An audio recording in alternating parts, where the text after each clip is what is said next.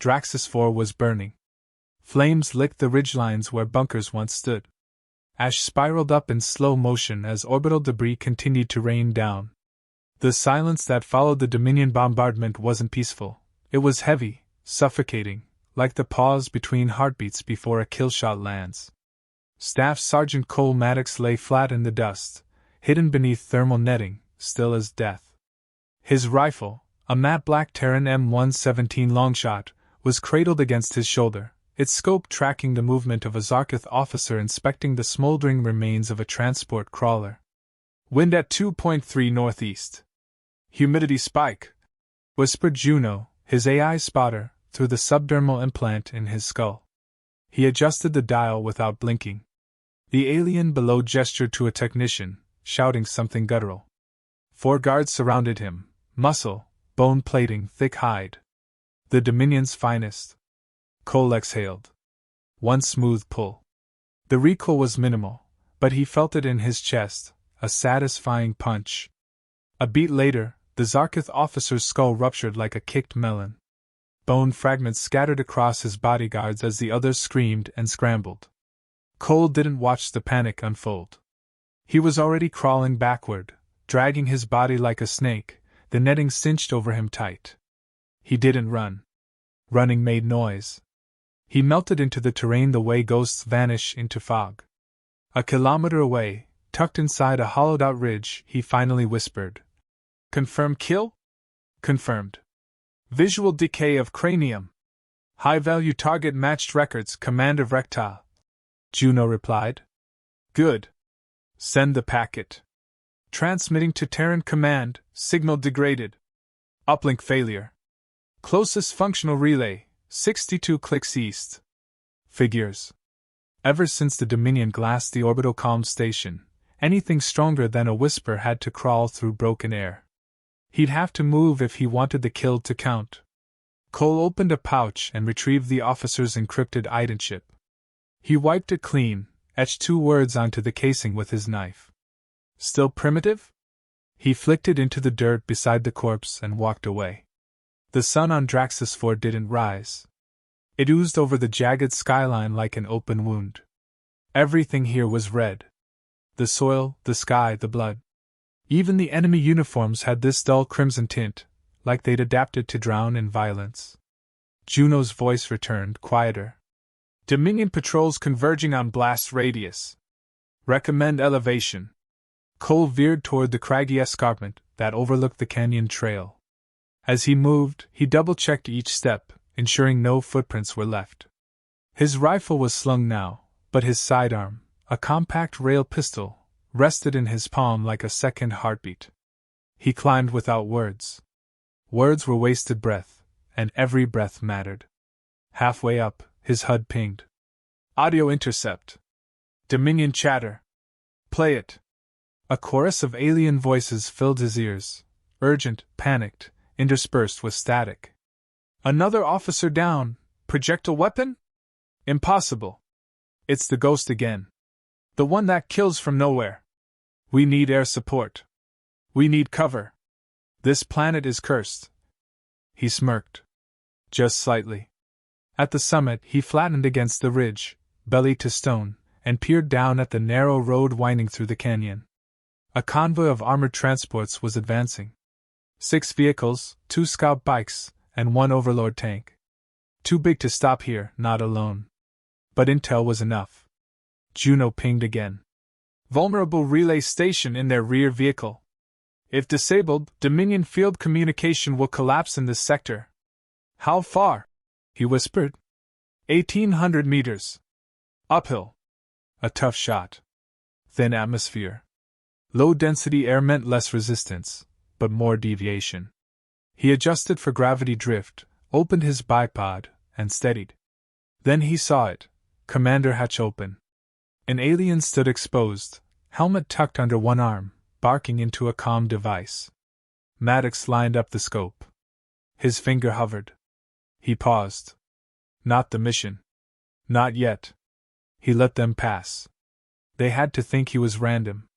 Unpredictable. That's what made them afraid. Fear was more useful than a body count. Once they'd vanished over the next ridge, he moved again. He never stayed in one position twice. That was rule number 1. Second rule, never hesitate on the kill. He'd just broken that one. He didn't care. He needed a bigger message. As he crept into a collapsed canyon trench and lowered himself into a vent shaft beneath the surface, he finally spoke aloud. "They're afraid." Juno responded immediately. "Their broadcasts confirm as much. Some field officers are requesting full shielding, despite the cost." "What's the brass saying?" "No formal recognition. You're technically MIA. Presumed dead 48 hours ago." He chuckled, just once. "Perfect." He found a pocket of cover and dropped into it, pulling a folded microdish from his pack. The uplink was weak, but functional. It took minutes to stabilize. Then a voice crackled through, sharp and laced with static. "This is Terran Command Delta. Who the hell is this?" "Staff Sergeant Maddox. I'm still in the field." A pause. "Jesus. We thought you were vaporized." "Nope." "What do you have?" "Dominion's 3rd Field Commander is down." "Confirmed kill." "Vrekta. I've got the chip." Static again. Then, "Copy that." "Hell of a thing. Stay mobile. High Warlord Scarval is en route to the planet. Intel says he's coming in personally." That made Cole stop cold. "You sure?" "Confirmed. Arrogant bastard wants to make it theatrical. Says he'll finish the last monkey with a stick himself." Cole's voice lowered. "Then I'll save him a seat." The line cut. That was fine. He didn't need more intel. He had his next target. He shut down the relay, crushed it in his hand, and began packing. Behind him, the ridge line shimmered with heat. Somewhere, Dominion patrols combed the rocks, whispering legends. Some said the Terrans summoned demons. Others swore it was a myth. But one truth kept crawling through the static, growing louder with each shot fired. The ghost with the rifle was real. And he never missed. The Dominion lander came down like a god descending. It cracked the ground open with its thrusters, flattening stone into powder. 100-foot banner unfurled from its side as the massive bay doors groaned open. Black-armored Zarka soldiers snapped into formation in seconds, forming twin lines flanking the ramp. Their movements were rigid, flawless, almost ritualistic. And then he appeared. High Warlord Scarval walked down without armor, without a shield, without so much as a pulse knife at his belt.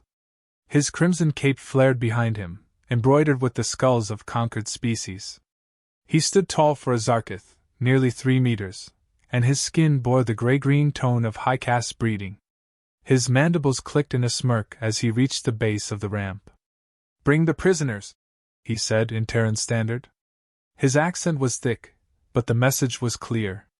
From the side gates, forbeaten humans were dragged into the clearing, hands bound, knees bleeding from the jagged rocks.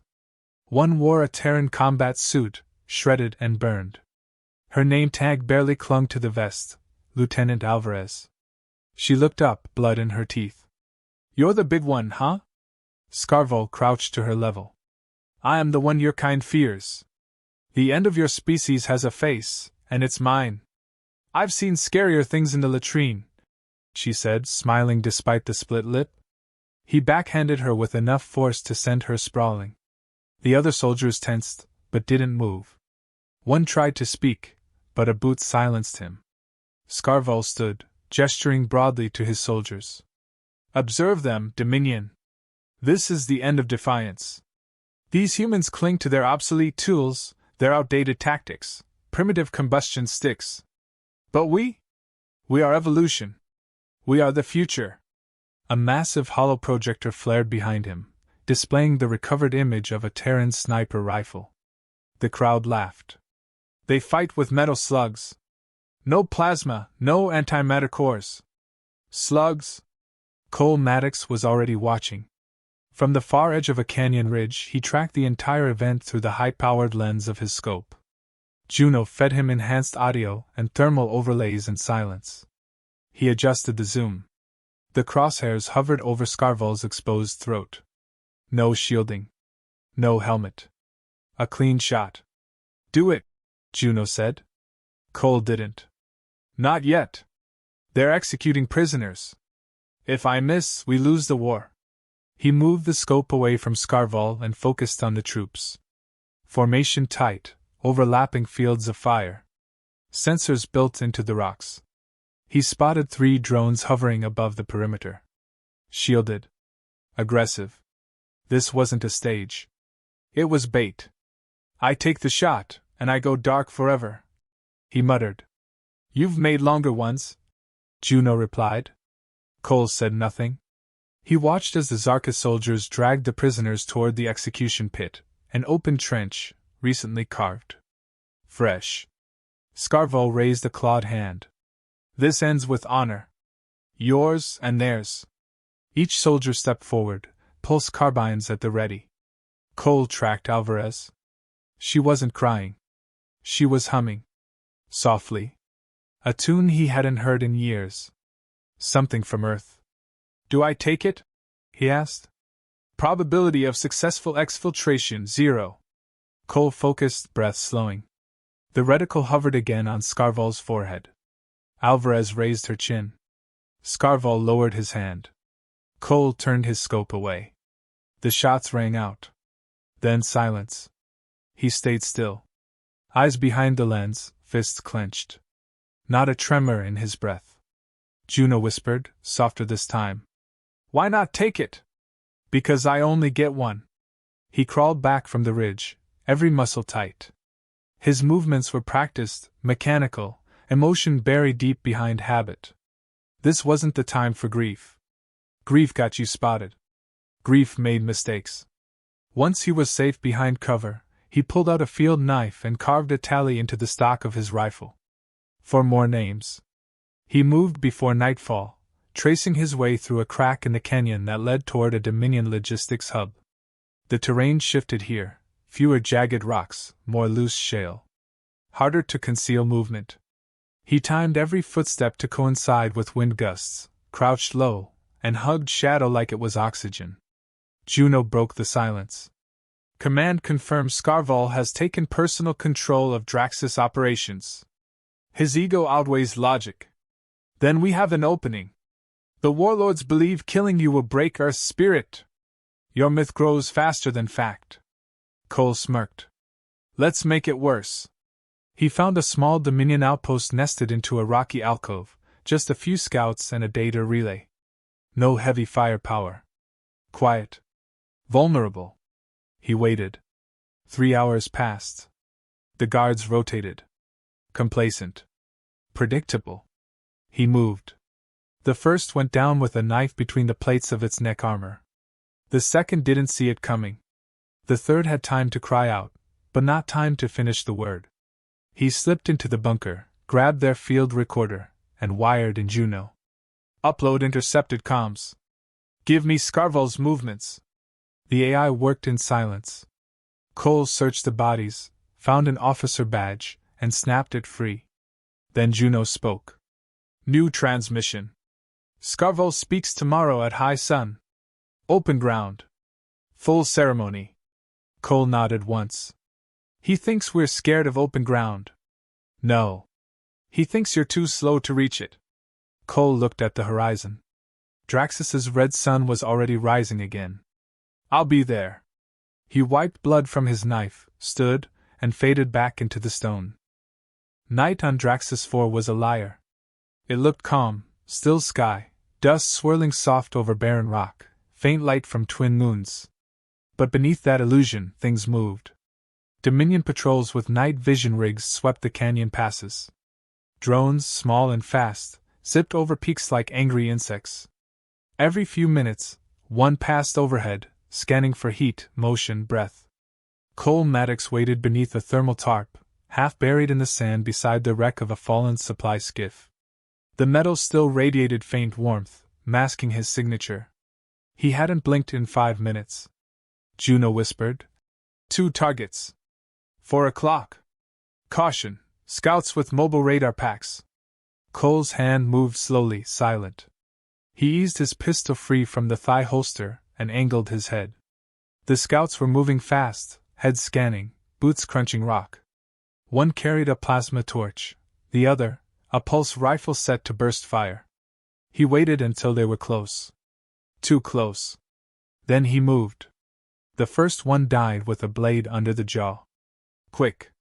The second turned and fired blind, blue bolts screaming into the dark. Maddox rolled low, closed the gap, and slammed the sidearm into the alien's throat. One shot. It collapsed backward, choking on its own blood. Juno said nothing. No need. Cole dragged the bodies into the wreckage and stripped the data from the scout pack. Nothing important. Movement grids, terrain scans, outdated orders. Sloppy, he muttered. They're rushing. The command structure is strained, Juno replied. Since Scarvol's arrival, more officers have died than in the entire opening month. Rumors are spreading. Fears faster than bullets. He moved before the drones could circle back. Each step was deliberate. He didn't just vanish into terrain, he used it. Loose gravel to scatter prints, rock shelves to break line of sight, natural shadows to bleed into. He didn't run. Running was noise. 30 minutes later, he reached the high plateau. It overlooked a narrow Dominion supply line winding through the valley below. Perfect choke point. Limited cover. No fast exits. He settled in behind a curved stone ridge, half sunken and naturally shielded. The wind was steady. Air cold and clean. From here, his scope could reach out 2 clicks and still punch through target armor, if they weren't shielded. He unpacked a collapsed drone of his own, Earth tech, ancient by Dominion standards. But reliable. No AI, no emissions. Just an old-fashioned camera and a thermal relay. He tossed it into the air and let it climb. Within seconds, it fed back full visuals of the approaching convoy. 6 transports. 4 tanks. Escort units fan wide. And in the center, a low-profile command rig. Scanners bristled from its roof like antennae on a beetle. Cole zoomed in. There, Juno said. Yeah. Inside that rig, likely buried under armor and arrogance, sat General Kolvar, Scarvol's logistical enforcer. If he fell, Dominion troop movements on this front would choke. Cole adjusted his rifle. The wind held steady. 1 shot. He lined up, slowed his breathing. Focused on the data readings, thermal bloom inside the cabin. Slight shape. Just enough. He exhaled. The shot punched the air. 1 second later, the rig jolted to a stop. Smoke burst from its rear axle. No fire. No alarms. Just the eerie slowing of every nearby vehicle as comms lit up across the network. Juno scanned. Confirmed hit. Internal breach. Thermal signature flatlining. He's gone. Cole was already packing up. They'll call for drones. Already inbound. He sprinted low along the ridge, then dropped into a shale trench and slid beneath a downed comm tower. Drones buzzed overhead seconds later, sweeping blue light across the valley, but found only rock, wind, and echoes. The Dominion convoy stalled for over an hour. Soldiers circled. Engineers fumbled with relays. Orders shouted. Confusion spread like oil on water. Meanwhile, Cole moved deeper into the plateau's dead zone, a radio-black region the aliens avoided after too many patrols never came back. He wasn't the only reason it was feared. Something had lived here once, long before colonization. Bones still jutted from the cliffs like claws. But it suited him fine. Silence meant freedom. He reached his fallback point by night's end, a hollowed tunnel network cut into the ridge wall. Former mining operation, abandoned during the First War. Now it was Maddox's nest. Inside, low lights flickered from a portable rig. He sat cross-legged, stripped his rifle, cleaned it in silence. The smell of oil and metal grounded him. Every scratch told a story. Juno interrupted. Dominion intercept. Broadcast begins in 30 minutes. Scarvol will speak. Cole paused. Where? Southern Basin. Open terrain. Seismic platforms cleared. Large crowd expected. Another show. He's baiting you again. Cole nodded slowly, not in agreement, but in understanding. Scarvel wanted to end it publicly. Wanted to draw the primitive ghost into a final spectacle. But this time, it was different. This time, Maddox had studied every detail. The rotation of the honor guard. The blind spots in Dominion sensors. The arrogance of standing in open air without shielding. He whispered, "He'll bleed." Juno processed in silence. Then, transmission logs report Dominion officers requesting full-body shields for the ceremony. And? Request denied. Cole smiled. There it is. He slid the bolt into place, checked the seal on his optics, and ran a final diagnostic. Everything read green. Tomorrow, they'd gather to laugh again. And tomorrow, he'd prove one last time. Humans didn't need better tech. They just needed one bullet. The basin looked like a crater carved by God. Smooth stone, wide and wind-scoured, ringed by cliffs that served as natural amphitheaters. Dominion banners flapped on carbon pylons, their blood-red crests stark against the pale sky. Soldiers stood in perfect columns, rifles at rest. Cameras hovered in silent arcs, broadcasting the event to half the galaxy. And at the center stood Scarvel. No armor. No shielding. Just flesh and confidence. His ceremonial robes draped over his shoulders like a dare. He stood on a raised platform of polished alloy, surrounded by advisors and honor guards, all silent, all watching. Cole Maddox lay 2 kilometers away, half submerged in the dusty ridge, his ghillie suit blending into the cracked stone. His rifle was steady on the bipod. Barrel cooled. Scope dialed. Everything precise. Juno's voice, low and level, filtered through the implant. Wind holding.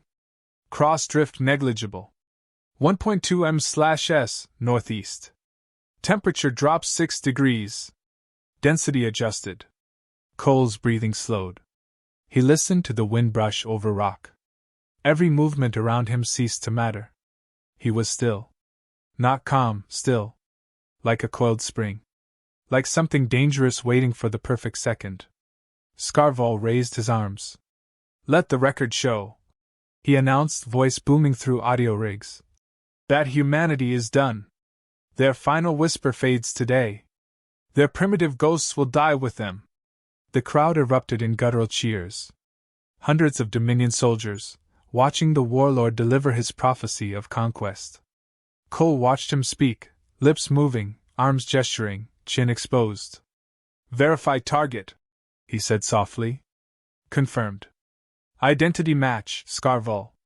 Vital signs normal. No shielding. No decoys. No phase disruption. You are clear. He moved his finger to the trigger. Marking wind offset. Marked. Tracking thermal current.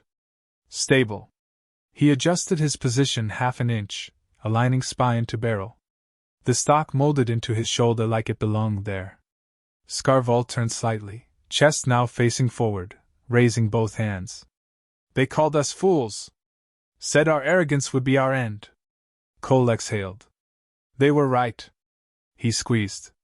The rifle cracked once, loud and his bones soft in the air. A single kinetic slug punched out, leaving a faint vapor trail behind it. Juno tracked it mid-flight. Trajectory clean. 2.8 seconds to impact. The bullet traveled like judgment. Scarvel didn't know he was dead until the top of his skull exploded. One moment, he was speaking, the next, half his face was gone. His body staggered backward, arms twitching as he collapsed onto the platform. Blood sprayed across the polished alloy, staining the Dominion crest beneath him. Panic hit like a flood. The crowd screamed. Soldiers scattered. Cameras spun wildly. Commands blared across open comms, frenzied and overlapping. Shields activated too late. Guards formed circles around a corpse. Cole was already moving.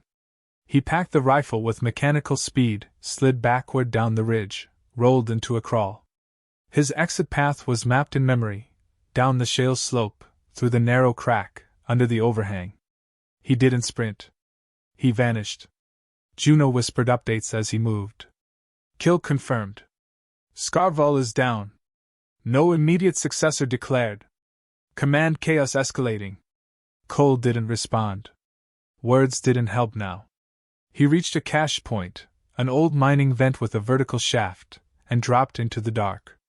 5 meters down, he hit the floor and ran into the old tunnel system.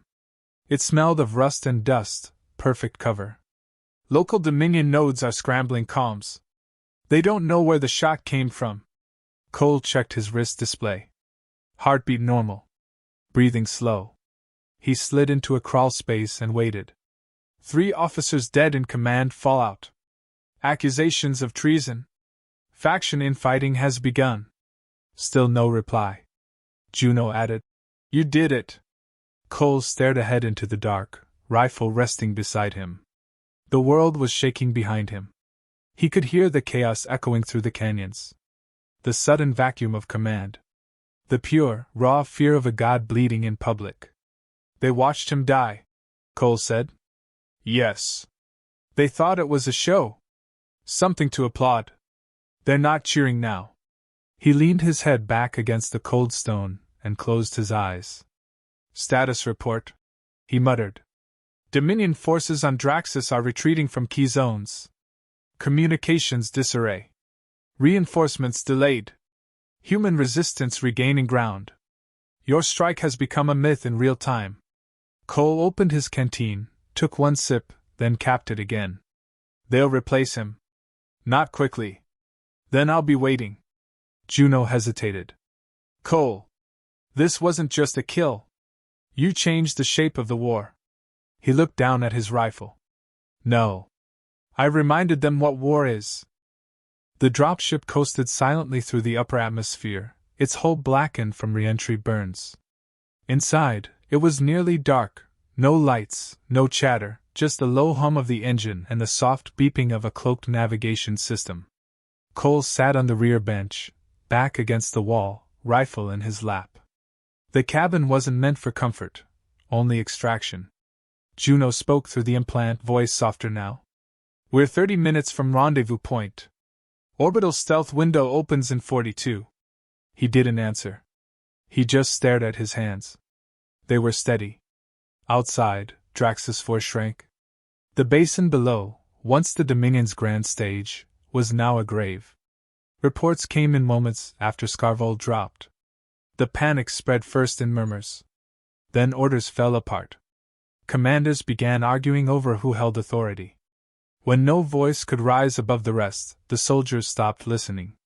By the time the Terran resistance regrouped, Dominion forces were already falling back. In the silence of the dropship, Juno continued. Intercepted enemy channels confirm over 24 field units without leadership. Zarkith High Command is withholding reinforcements. Fear of exposure. Cole adjusted his grip on the rifle. They're afraid of a man with a gun. They're afraid of an idea. They told the galaxy humans were obsolete. You proved them wrong, with a bullet. The thought sat there for a moment. He hadn't come to Draxus to make a point. He came because they asked for help. Because the last message from his squad came with screams and coordinates. He came because no one else could make the shot. Now they were saying his name on alien worlds like it was a curse. They'll come back, he said quietly. Yes. But not like before. They'll be smarter. They'll be more afraid. He leaned back and closed his eyes. Not to rest, he didn't sleep much anymore, but to breathe. The air in the dropship was stale, but it wasn't filled with smoke and ash. For now, that was enough. 20 minutes later, the ship reached the ridge above the extraction zone. The pilot, a soft-spoken woman named Ray, didn't speak as she set them down. She'd seen the state of the world. She knew better than to ask questions. Cole stepped off, boots crunching against gravel. A thin breeze kicked dust past his knees. The stars above were sharp, piercing the darkness with silver clarity. For a moment, Draxus looked quiet. A soldier met him near the landing beacon, young, fresh-faced, clearly nervous. He saluted without thinking. Sir, I just wanted to say, I saw the footage. Everyone's seen it. What you did. Cole walked past him without slowing. Don't salute me. You'll just get noticed. The kid lowered his hand, unsure what to say. Ray powered down the dropship, crouched against the wing to light a small flare for signal. We've got 5 minutes, she called. Sky's clean. No Dominion eyes in range. Cole set his pack down, checked the rifle one last time. The barrel was clean. No fouling. Scope aligned. Bolt smooth. Every piece of it in place like muscle memory. Juno came back online. Terran Command wants a statement. They're preparing a wide-net broadcast to all colonies. Rally footage. I'm not a politician. They know that. They just want your voice. He considered that. A voice. Not a speech. Not a slogan. Just something real. He activated the comm. This is Staff Sergeant Cole Maddox. The Dominion came to Draxus thinking we were weak. They laughed at our weapons, called us relics. They thought they'd bury us. He paused. They were wrong. He cut the line. That was enough. A distant whine grew on the horizon, low, steady. A sleek Terran shuttle pierced through the upper clouds, its engines running silent. Extraction. Ray motioned toward the ramp. You heading back to Earth? Cole shook his head. Not yet. She frowned. You're cleared for return. Full honors. They're calling you a hero. He slung the rifle over his shoulder. I'm not interested in ceremonies. Then what? He looked out across the hills, still faintly glowing from the chaos below. There are other warlords. She didn't argue. Just nodded. The shuttle landed with a soft hiss, boarding ramp extending. Juno whispered. Coordinates received. Next Dominion staging planet. Smaller garrison. No formal leadership. High-value strike possible. Cole stepped into the shuttle. Plot a course, he said. We keep going. As the ramp closed behind him, the lights of Draxus vanished. But somewhere across the stars, in dark council halls and crowded barracks, Dominion commanders were speaking his name. Not as a soldier. As a ghost. And ghosts don't rest.